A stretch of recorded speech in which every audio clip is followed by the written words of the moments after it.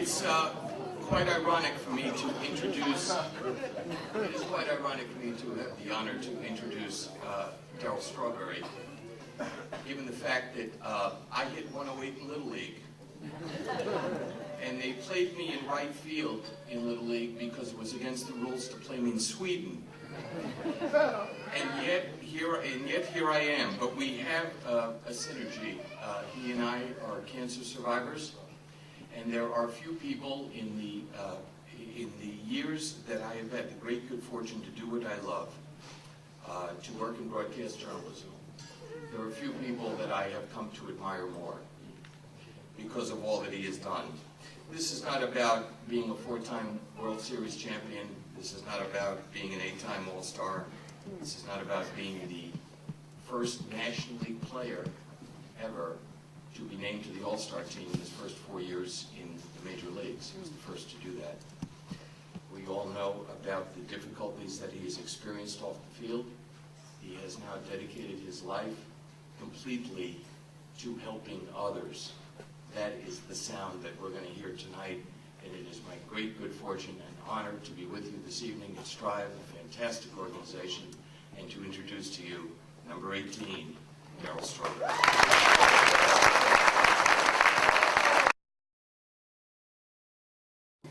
I think about my dad. I didn't have a dad in my life.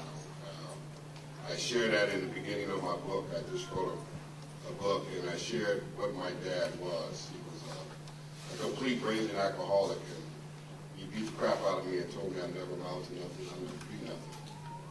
So even though I put on the uniform and I was successful, and I excelled at that, I still thought I was nothing. The wounds and the scars were left in me for a very long time. I was a very dysfunctional person inside. I was great at what I did as an athlete. I channeled my energy into that because I always wanted to prove my dad that I would turn out to be something. And I actually did prove to him that he was wrong and I was right, that I was something. But as I trotted, as I talk about it in my book, as I trotted around the bases and I hit home runs, I used to always think, when the crowd stood up on their feet and cheered me, they cheered me because my name was Strawberry and I had a uniform on. They didn't know me personally as a person that was scarred and had wounds inside as a young man. Most young men in inner cities grow up with scars, with no father figure around, no direction, no guidance. So we learn to channel our energy into all kinds of avenues to make us who we are. There's a message behind everybody's story. There's a message to help others. I realized that more than anything. I realized that it wasn't about me. It was about who I was going to be able to help. Of course, I went through addiction. Of course, I went through cancer twice. Of course, it was an 8-time All-Star, Darryl Strawberry, in a Florida State prison.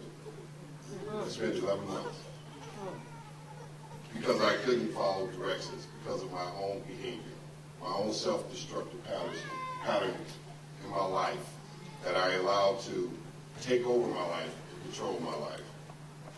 But there was a defining moment in my life. There was a very defining moment in my life. And I came to it. And that's when I surrendered. When we surrender as men, see, most of us think as men, this is our theory. I'm a CEO, I'm a celebrity baseball player, I make millions of dollars, I'm a man. That doesn't make you a man. And I realized that. I realized that making millions of dollars and being on the greatest teams I could ever possibly be on didn't make me a man. I was wrong. I was missing the point. The point was a responsibility of being a father is being involved in your children's life.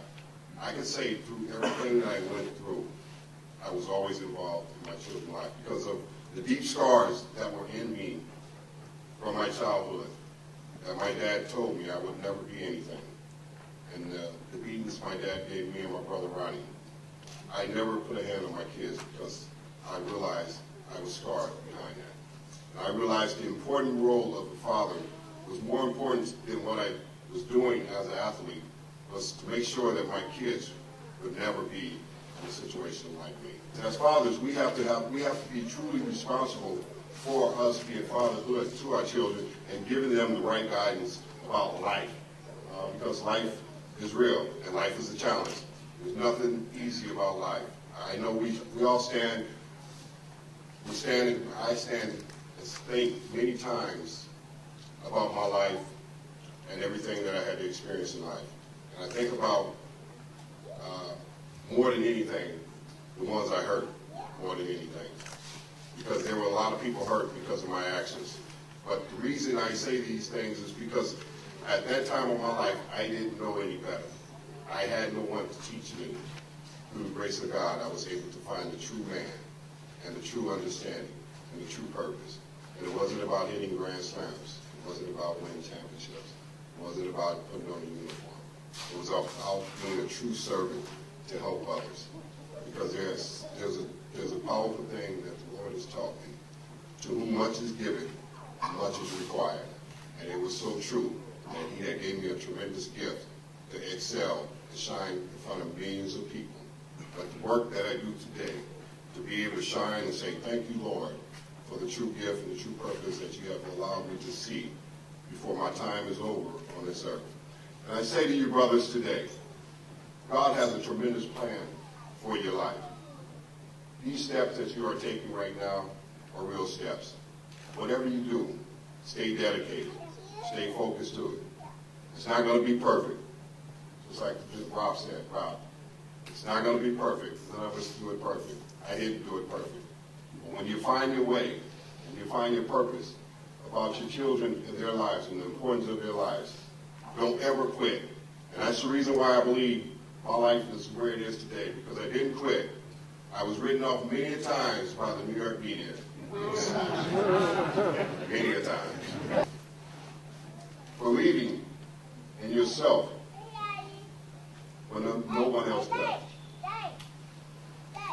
Because if you read my story, you'll understand. Because I understand your story. I am one of you, but I didn't give up.